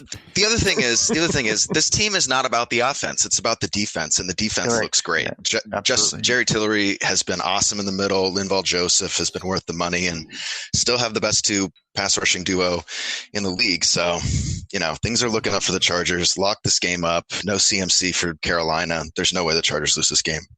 Yeah, I agree. Do you believe if they went on 4th down, you believe they win that game? Oh yeah, it was a bad coaching decision. Yeah, I do too. That's still a good football team there, and if he can play just a bit above average, they're going to be in it all the way. Mm-hmm. Panthers do own a 5-1 all-time series lead against the Chargers. However, they've managed 23.5 points per game, allowing 32.5 points per game. Now, the Chargers, they only score 18 points per game, but they've only allowed 18 points per game as well. The Chargers defense doing what they did to Kansas City, I think will have no problems doing that to Carolina. And I do think 20 points out of your rookie quarterback will be enough to win the game. James, by the way, disagrees with us. James is on the Carolina Panthers side of the ball. Yeah, I just have a feeling. I'll be crazy this early in the season, but what else is new? I think that's probably some sort of infection, James. Oh, yeah. No, that's not it. Quick hits on the injuries. Justin Jackson, Hunter Henry, Desmond King. Of course, we mentioned Tyrod Taylor. Rayshon Jenkins, Brian Balaga, and Justin Jones all show up on the injury report for the Chargers.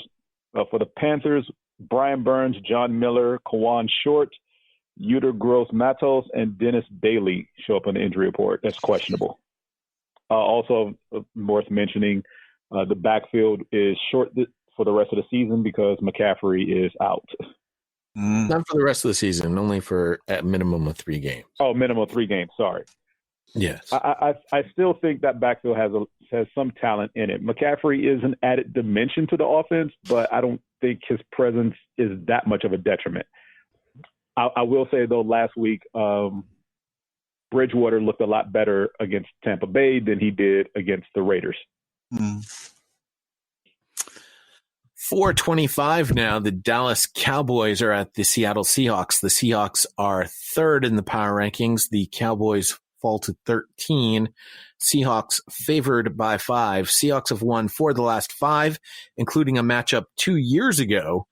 That was a 24-13 victory. They have 2 more takeaways than giveaways. The Cowboys are just the opposite. They have 2 more giveaways than takeaways. Russell Wilson's on fire. Everyone's saying he's going to be the MVP, and I think if he wins more games than everybody else, he will be the MVP, probably just out of, guilt by the writers for not voting for him for MVP. So we're all taking the Seahawks here. I don't know if anybody has anything nice they want to say about the Cowboys and their defense. Neil, James? They're a football team. Doc? What? I said something nice about them. No? Okay. I don't want to talk about the Cowboys this week. No. There we go. Quick hit for the injuries. Cornerbacks Trevon Diggs and Chidobe Awuzie for the Dallas Cowboys show up on the injury report as questionable. Awuzie is doubtful. DeMarcus Lawrence also on the injury report. For the Seahawks, cornerbacks Quentin Dunbar and Nikhil Thorpe show up as questionable. Defensive tackle Jaron Reed and tight end Will Dissly are the big names there. And Dissly has an Achilles injury. Those are never good. The Tampa Bay Buccaneers are at the Denver Broncos. The Bucs are 14 in the power rankings. The Broncos fall to 29. Bucs are favored by 6 in this game. Similar to the San Francisco 49ers, the Broncos are trotting out their XFL team. So we're going to go with the Buccaneers. James, you are locking the Buccaneers in this week. Yeah, it was difficult because I wanted to lock in the Colts, and then I remember who their quarterback was. And then, it was hard to find a lock this week for me. And some other teams I didn't like the matchups too well. But like you said, Drew Lock still out. The Buccaneers, at least looked more competent on offense last week than they did in week 1. It's growing pains. New quarterback in the Arian system always has some growing pains. And like I mentioned earlier, even though they played better, Brady still threw a pick. He's on pace for 24 for the season right now. That's not happening. Monty, do you have anything nice to say about the Denver Broncos? About the Broncos, no. I do like Cortland Sutton, I guess. I'll give you that. So that was a big loss to lose him. I think that kid is going to be a stud. So now they are, down to these 2 rookie wide receivers. And as we've seen, you can have some success with that. So don't give up hope yet. Yeah, I don't know if they're going to have both rookie receivers. Jerry Jeudy's on the injury report with a rib injury, along with Philip Lindsay, who's doubtful with a toe. Don't get the shot, Jerry. Don't get the shot. Get the shot. Get the shot. Get you right back out there.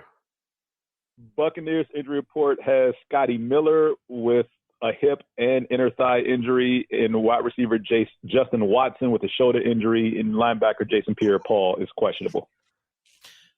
The Detroit Lions are at the Arizona Cardinals. The Lions 26 in the power rankings. They stay steady there. The Cardinals have moved into the top 10 at number 10, and they are 5.5-point favorites in this game.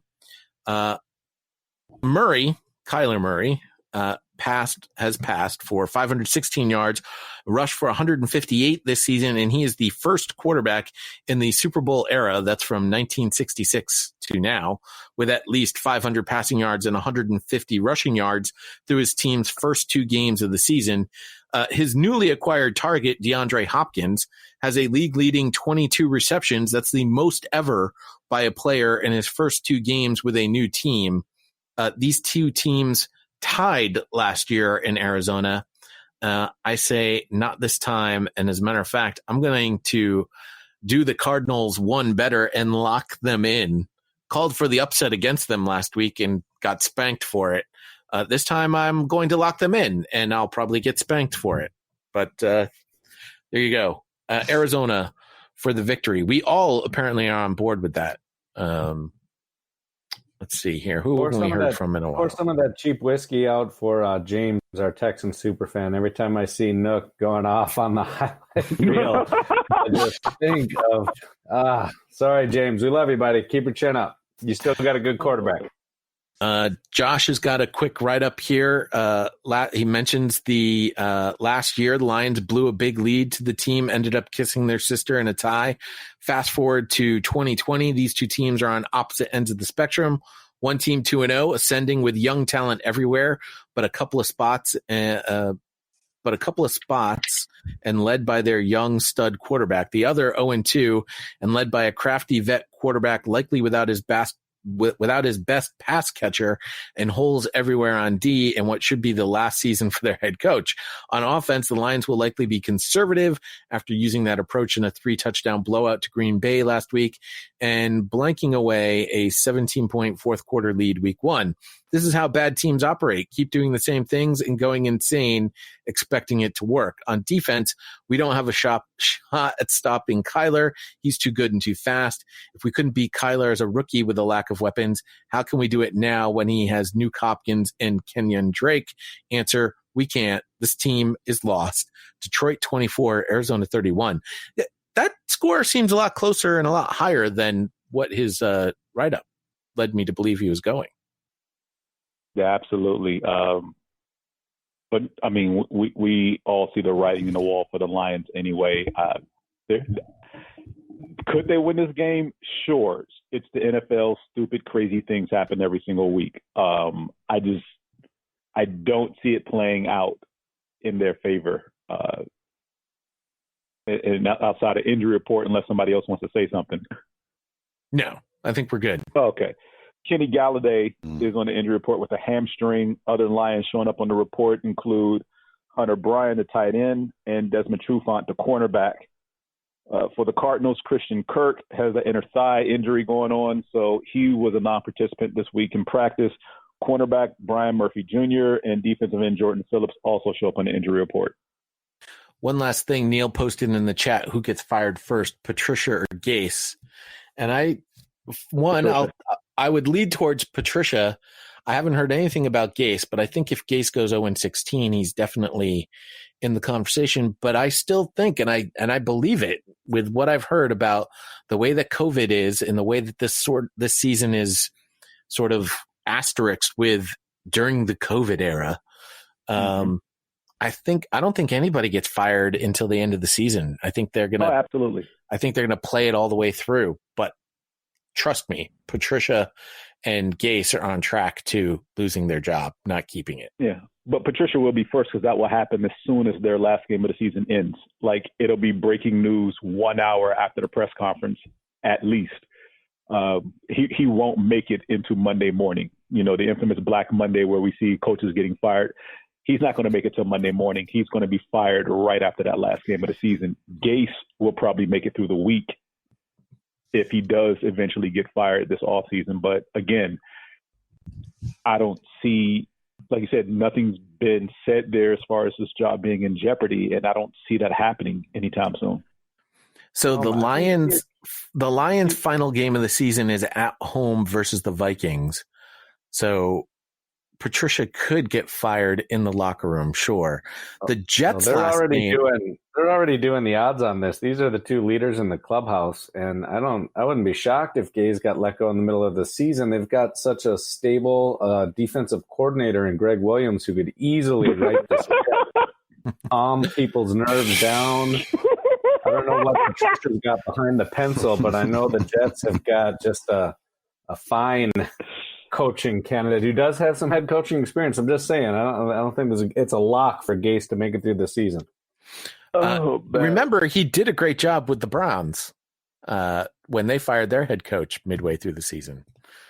The Jets' last game, by the way, is at the Patriots, so Gase won't make it back on the bus if he makes it all the way to week 17. I'm going to predict something, guys. I'm from Detroit. And I'm sick and tired of rewrites. And I'm going to tell you something, that if they get blown out by 3 touchdowns against Arizona, I bet you they announce Darrell Bevel takes over for the rest of the season so they can calibrate him. Other than that, if they get down and they're below 500, it's a complete rewrite again. New coach, new quarterback. And I know it's COVID, and I know it's not fair, but I just think they're tired. It's always something. And Patricia has not coached well. His defense has been porous. I just think there's always a chance. The Ford family, God, I forget which Ford's in charge now. But I think there's a chance. I think there's a chance if they want to take a look at something, squeeze everything they can out of Darrell Bevel. Maybe it's a Bic lighter under the ass of the team. I don't know. They've been so bad for so long with that much talent.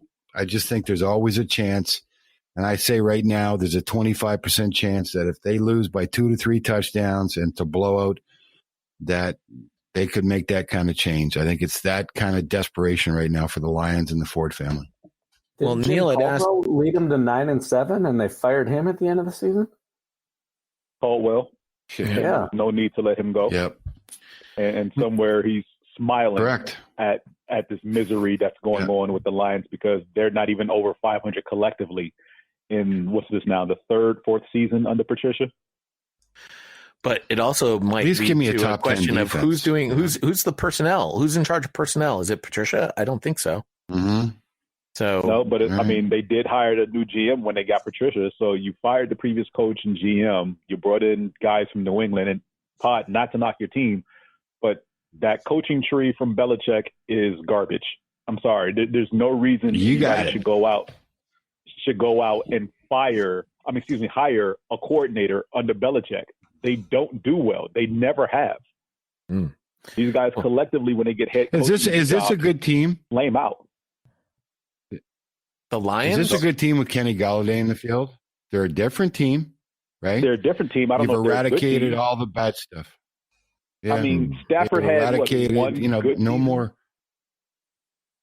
Yeah. All I can say Well, is that and last rookie year he running was back on the did drop- rails to do so. That rookie running back did drop the game winner, so they should have won that game. Yeah. I mean, Yeah. the offense can move the ball; Exactly. they can compete. It's just the defense has a lot of question marks, and I don't know.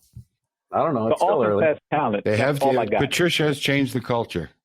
No more half naked assistant coaches with mental illness driving through the drive-through, ordering McDonald's or whatever the hell it was. There's no more of that stuff.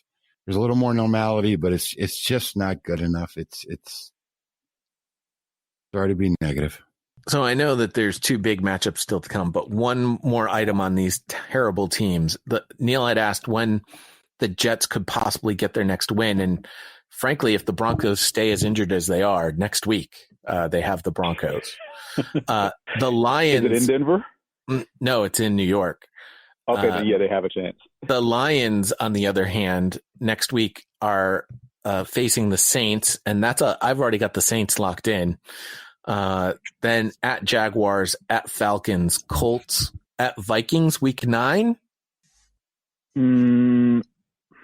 It's a division game. It's a division game. Who knows? How about Redskins, week 10? Not a chance. Not with that pass rush. At Panthers, week 11. Panthers will pretty much be rounded into what they're going to be at that point, and somehow Detroit would still find a way to lose. that would leave the Vikings game at the end of the year because I don't see Texans, Bears, Packers, Titans, or Bucks on the But you losing can end always, against you the can always Lions. win a division game. I mean, can you? I mean, teams have gone 0-6 before. It's a regular occurrence. If you want to say the Vikings are their best shot at winning a division game, that would pretty much mean Zimmer's defense fell apart and Kirk Cousins crapped the bed again. Or the Bears. Well, I mean, the second game against the Bears in Chicago towards the end of the season. I'm pretty sure that game is like somewhere mid-November, if not early December. The worrying thing for me, Jay, is when you look at the Detroit Lions, you see, a defensive head coach, a guy with a great reputation for holding Bill Belichick's clipboard, and you think, well, let's put a good defense on the field at least. If nothing else, let me concentrate on what I'm good at. That's put a defense on the field, and their defense is what 29th, 28th, 29th in the league at the moment. That isn't good enough, and they've got an offense which is serviceable. Doc mentioned Golladay. He's a really good player, underrated player for me. Stafford can still throw the ball, and they've got a semblance of a running game with a reasonable offensive line. It's the defense is letting them down. When your head coach is a defensive-minded coach, like we spoke about with Quinn in Atlanta, then you're starting to see big problems ahead because that's where Detroit should be strong. All right, so that was a lot of talk for a team that's going to lose another game. Let's move now to the big primetime matchups this weekend. They are big ones. The first one is on Sunday Night Football. It is the Green Bay Packers at Doc's New Orleans Saints. They have, they haven't quite switched spots. The Packers take the Saints' fourth spot now in the power rankings, and the Saints fall to 9 in our power rankings. Saints are favored by 3. I feel like Vegas forgets that we are in the age of COVID. Are there fans in New Orleans allowed? Even if there are, it's not a full capacity. It's not the Family. same place. And, what's that? 250 family members. That's it. Okay. That's what it was announced. Well, Something like that. That's still not the Superdome at full capacity. And as you've told us, it's sort of a myth about the home field advantage there. It is a myth. It is a complete – there's still – mainstream media this week is talking about it. It almost called into a show on CBS late night. They could just do your math, peeps. Saints are better on the road than they are at home. So it's voodoo. Right. It's voodoo. Yeah. Packers are the 4th team in NFL history with 80-plus points, 85, and 1,000-plus net yards of offense, 1,010, in the first 2 weeks of an NFL season. And, I mean, I'm not going to buy into the Drew Brees is done scenario. I think they ran into a tough opponent last week. The Packers come in. Aaron Rodgers is on fire on the offensive side of the ball. I don't see him letting up, and I think the Packers will squeak out a victory here, Doc. I agree. I'm starting to scratch my head. I've analyzed this game 10 times over, and how are you without the most unguardable receiver in the National Football League? The number 1 possession receiver, the number 1 in yada yada. Anyways, the point is, so your wide receiver number 1, Sanders, craps the bed, does nothing. On top of that, you compound the problem by your biggest Swiss Army knife in the last 5 years in the NFL is on the field for less than 24% of the snaps. Deontay Harris, who can beat anybody, they're trying to keep him for special teams. He's an all-pro, but he's in his second year. Incorporate him, nothing. Alvin Kamara gets his touches. He was efficient. They're not running the ball properly. The D line or the O line played great in the first quarter. That's it. But overall in all, I just think Sean Payton is adding fuel to the fire. The play calling is questionable. If you watch the tape, there are receivers open downfield.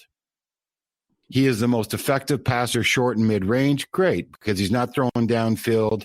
He's now nothing but the pretty Denny's waitress. Forget that. Drew Brees is not going away. There's nothing wrong. He feels great. It's just not there right now. But take a look at the numbers. Green Bay, number 1, is going to put up the points. I don't know what defense is going to show up. Nobody does. But when the way Sean Payton is coaching, dating back to the playoffs, where he got out-coached by the damn Minnesota Vikings, I'm starting to wonder about my head coach. And without my head coach making sound offensive decisions, and Dennis Allen is bipolar on defense and he's got the personnel, I cannot have any confidence in my Saints. But everybody just stopped freaking out about a road loss. They had won, I think, 8 in a row on the road. They ran into a buzzsaw. We don't know what the Saints are, and we won't know till game 10. 2 years ago, I think it was, they went 0-2 to start. They ran off 8 in a row. This team doesn't hit its stride till game 4 or 5. Right now, because of that uncertainty, I'll take Aaron Rodgers. And I'm going to, number one, Rodgers is 6-1 against the spread in September, the last 7 September games, and it's a 3-point game. So I'm just giving it to the Pack here by 2. Neil, talk Doc off the ledge. No, not really. Jump, Doc. I'll have all your brisket. No. Terrible. What I would say is, I'll be drunk on the couch eating pizza dip. Sounds great. Slobber pouring out of my mouth. Well, I'll be in the bath playing with my bubbles. Oh my But what I would say is, Doc, I would ask you, where on earth is $21 million man Taysom Hill? I don't know. He's carrying a clipboard half the time. I don't get it. You don't have to put him in shotgun. You put him, listen, and the Troutman got his first catch. You put 3 tight, take a look at the efficiency numbers when they put 3 tight ends in the field and they run the ball. I don't get it. I don't know what I saw. 3 sacks in the first quarter, and then they go away. Everything is against the grain right now with the New Orleans Saints. There's instability and big question marks. Do not take the New Orleans Saints. Doc, they looked like a team who hadn't quite worked out how to cope without Thomas yet. And you know what works well when you don't have Michael Thomas? Alvin Kamara is an all-pro. Well, listen. Give the guy the ball. I think they get back down to basics. They got it handed to him a little bit last week, but Sean Payton is as competitive a guy as there is. Drew Brees is not going to miss open wide receivers multiple games in a row. I just think that it's going to be a way closer game than you think, and I bet you Sean Payton looks at the film and says, yeah, we lost Michael Thomas, who's the best, but why don't we give 41 the ball? And you can probably leave Latavius Murray on the sidelines. For a guy that big to fall down every time someone sneezes on him, it is beyond comprehension. But all you got to do is give it to 41 over and over and over and over again. I don't think the Packers have Jared Cook up the seam. Jared Cook last year, even though he came on late when Drew got back off the injury, take a look at Drew's numbers after the injury. 26-4 was 77% completion percentage, and he's finished. He's retiring? Come on. Monty, I would say in the age of COVID, sneezing on somebody is not the best thing. And I'd be falling over as well, to be honest. That's a fair point, Neil. I did not factor in. Wear a mask like a head coach. Wear a mask. Good. Yeah. Both coaches getting fined as well as the clubs. I think it was, what was it, $150 for each head coach and $200 for each club? 100. They got the money. They got plenty of money. I mean, this will be a good game, though. I don't want to get too much into this. It was it ended up being something like $1.7 million in fines for not wearing masks. Yeah.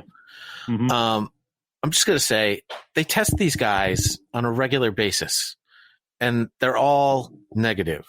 So there's no point in them wearing a freaking mask other than for PR purposes. God, you must be American. No. No. They don't have it. They don't have it. And the point of the mask is to protect you from giving it to someone else. It's about perception. It's about the public face of the NFL supporting the country and where you're talking to a bunch of Americans. We might as well go into the injury report, James. Jeez, you Americans. There you go. But that's the point. That's the point I'm trying to make. It's a bunch of bunkin' hooey. But the team's not quarantined together with no one else coming in contact with them. These guys go home to families, and who knows who their family's associating with. So come on, Jay. They get tested daily for crying out loud. They got people delivering them Uber Eats who don't believe in it. They're not tested daily. They're tested regularly, but not daily. Jay, when you're tested daily, you're only free of COVID in that moment you've been tested. 10 seconds later, you could have COVID when Monty sneezes on you. Yeah, that's Or true. your Uber Eats guy delivers you something and he doesn't believe in it. So either way. By the way, tip your Uber Eats drivers handsomely for crying out loud, cheap bastards. All right, James. Quick hit on the injuries. For the Packers, Devontae Adams did not practice yesterday. He has a hamstring injury. Montravius Adams, the defensive tackle, shows up on the injury report, along with Kenny Clark, the other defensive tackle. For the Saints, we know Michael Thomas is still nursing that ankle injury. Malcolm Brown, Teron Armstead, Chase Hansen, and Marcus Davenport all show up on the injury report as questionable. And that's a lot of defensive players with their tackles. Davenport played this year yet? He played week 1. I thought. They need him on the field. Don't they? He didn't play last week. No. He hasn't played. No, he's had the injury. He's had the elbow. He can't keep healthy, but they got a rotation. The undrafted kid, Malcolm Roach, is creating pressure. They've had enough pressure from that D-line. I'm losing faith in this kid. It's always something because he put on 15 pounds of muscle. He's 6'6", 290 now. And they say he was one of the most explosive in camp. So are we going to see him? Because they certainly didn't get crap the last 3 quarters against the Raiders with 2 replacement O-linemen. So I don't know. Isn't it just amazing what steroids can do for you these days? Well, it can get your lung punctured. Yeah, true. All right. Monday Night Football. It is, quite honestly, this could quite possibly be the Super Bowl if it wasn't for these are 2 AFC teams. But it is the SuperFan Super Bowl because it's the Kansas City Chiefs at the Baltimore Ravens. They have flip-flopped spots in the power rankings. The Chiefs are now number 2. The Ravens are number 1. Vegas is favoring the Ravens by 3.5 in this one. And I know Doc has got to run here soon. So, Doc, we'll start with you.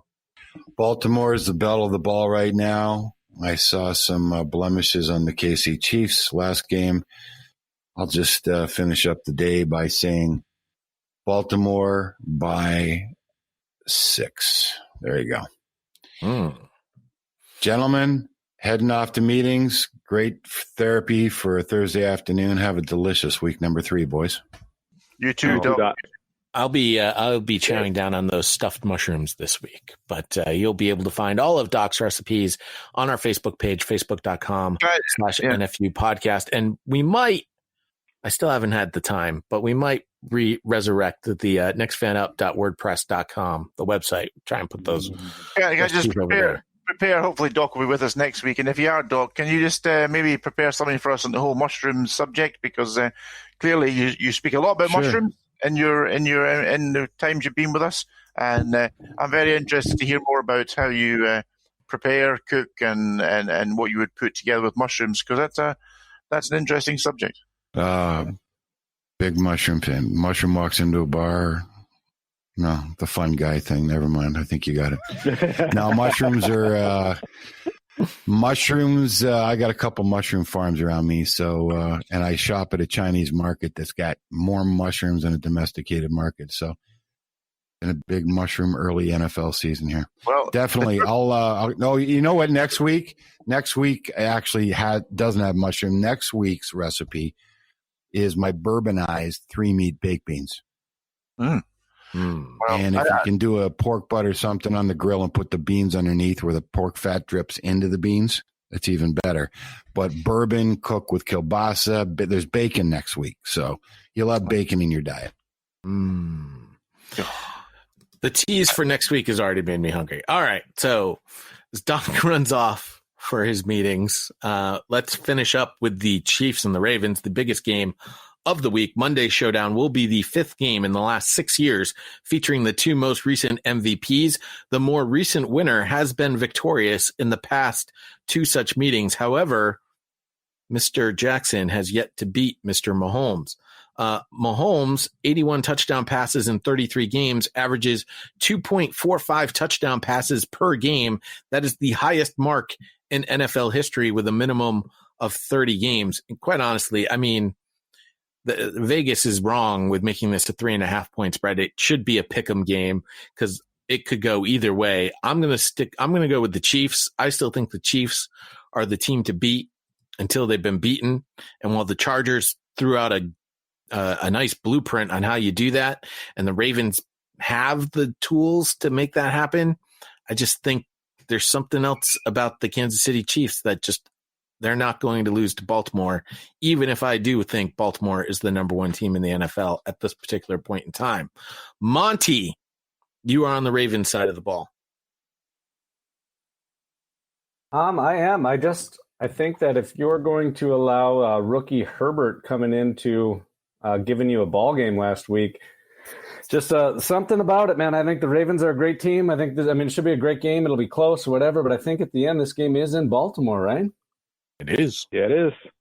And so I'm just going to lean on the home team. I think that the Baltimore rushing attack, Lamar Jackson being able to run the way he has been, current reigning MVP. I just got a feeling that what do they say? Baltimore's good in the regular season, but then crap the bed in the playoffs. And this is last time I checked, we're still in the regular season. So I'm giving the nod to the home team again. James, you're on my side with the Chiefs. Yeah, I might be switching that to the Ravens. Look, Monty's right. This is the home team, and yeah, the Ravens do play stellar during the regular season, and this isn't a playoff game. This was the AFC Championship that we were robbed of last year because of Baltimore's ineptitude in the playoffs. But when these two teams played last year, it was a close game, but it was in Kansas City, and this time it's in Baltimore. I went with Kansas City last year only because it was in Kansas City. I'm going with Baltimore this year only because it's in Baltimore. That's really my only reason. These two teams are going to have problems stopping the opposing quarterback. And to Monty's point about Herbert, playing well last week, a couple of factors in that. One, division opponents. They tend to know your schemes well. Reed's been the coach of this team going on, 8-9 years now, maybe 10. Not to mention they were prepared to face Tyrod Taylor, not Herbert. So I feel like a lot of the things they were doing defensively to stop the Chargers offense was on the fly. Not like before the game starts on Monday night, they're going to find out that RG3 is the starting quarterback and Lamar Jackson is sitting down for whatever reason. That's not going to happen. At least hopefully it doesn't happen because I'm going to be robbed of a matchup. But hopefully, look, if we get anything like we had the last time we had a great Monday night game between the Chiefs and the Rams, and that becomes this, we're in for a treat. And ultimately, these two teams will still stay 1 and 2 in my power rankings, no matter who wins. Neil, before I let you pig pile on me, I'm going to read Nick's write-up on this game. Game of the week, month, season, likely all three. The 2-2-0 teams bring the last two MVPs to the match that probably sets everyone's expectation for who will be the early favorite to make it to the Super Bowl out of the AFC. It's always annoying to simplify football down to the quarterbacks, but honestly, this game almost certainly comes down to how well each team contains the other's MVP.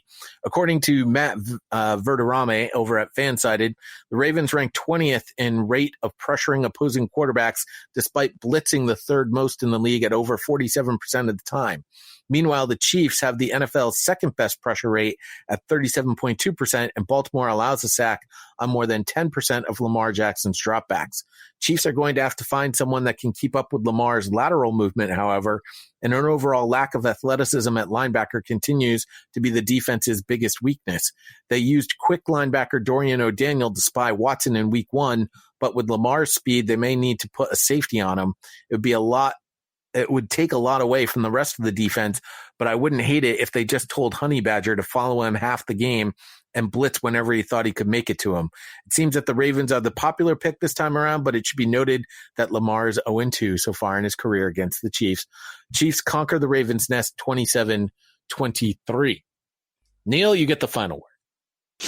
Yeah, I mean, you guys have said a lot of good stuff there. I would just say Kansas City's defense is ranked 27th in the NFL. The Ravens is third, and offensively, Kansas City is the third-ranked offense, but the Ravens are the 12th-ranked offense. So that big difference is on the defensive side of the ball, and I like the matchup of Marcus Peters and Marlon Humphrey against the wide receivers of the Chiefs.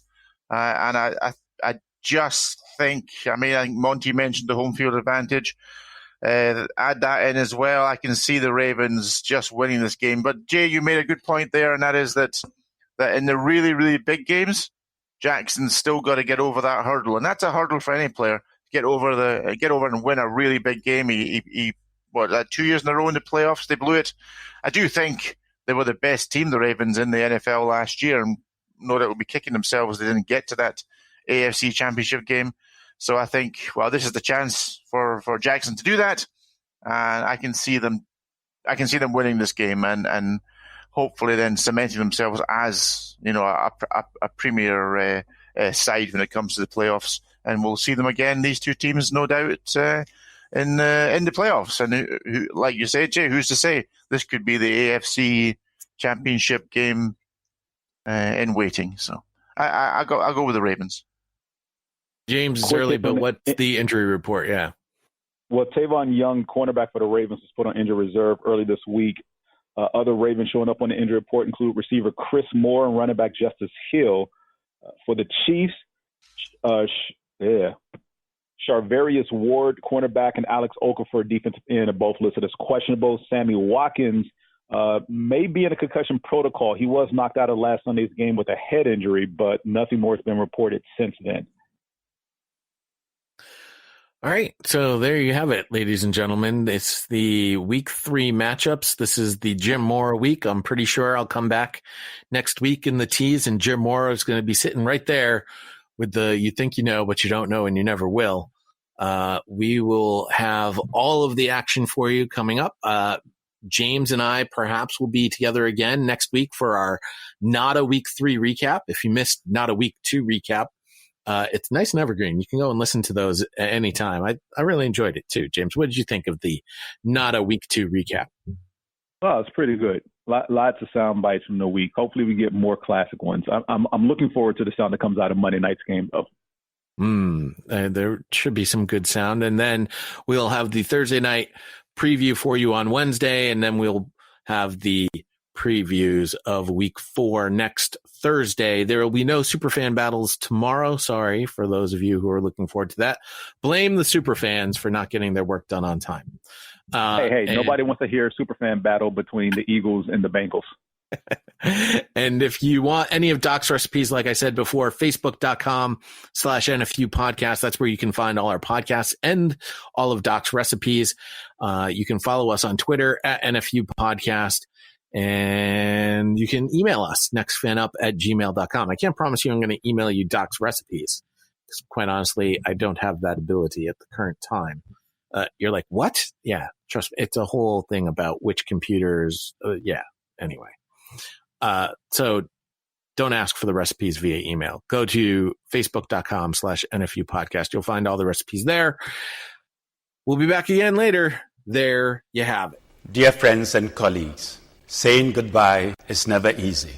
I believe we can all feel proud of what we have done together, and through it all, you have maintained your professionalism and commitment and remained true to the spirit of the Charter. That principle. We go out, we hit people in the mouth. And of course, I forgot to read Green Bay Brian's Packers write-up. So for those of you who've made it past Kofi Annan, here you go. This will be a big test for Green Bay. I've been reluctant to fully buy into this point because, frankly, I think Minnesota and Detroit might both be pretty crummy teams. If we can come out and beat the Saints, I'm going to be really excited about this team. On offense, it's been pick your poison. Rodgers and Aaron Jones have been playing lights out. The line has been impressive, too, blowing open big holes for 33 and allowing the fewest pressures in the league. It sounds like Devontae's exit last week was mostly precautionary. He obviously makes us a lot better. Saints D is no joke, though, so everyone will need to take their game up a notch. On defense, the secondary has mostly held up pretty well. Jair's especially balling for what it's worth, number one cornerback by PFF. It would be a big help if Michael Thomas was held out again. I think we match up pretty well against the rest of the wide receiving core. Pass rush has also been steady, but they look like they might be a step slower compared to last year. I think Za'Darius only has a sack or two. Preston Smith may only have one. Starting to see some returns on Rashawn Gary, too. He was disruptive each of the last 2 weeks. Run defense is still the most troubling aspect of our defense.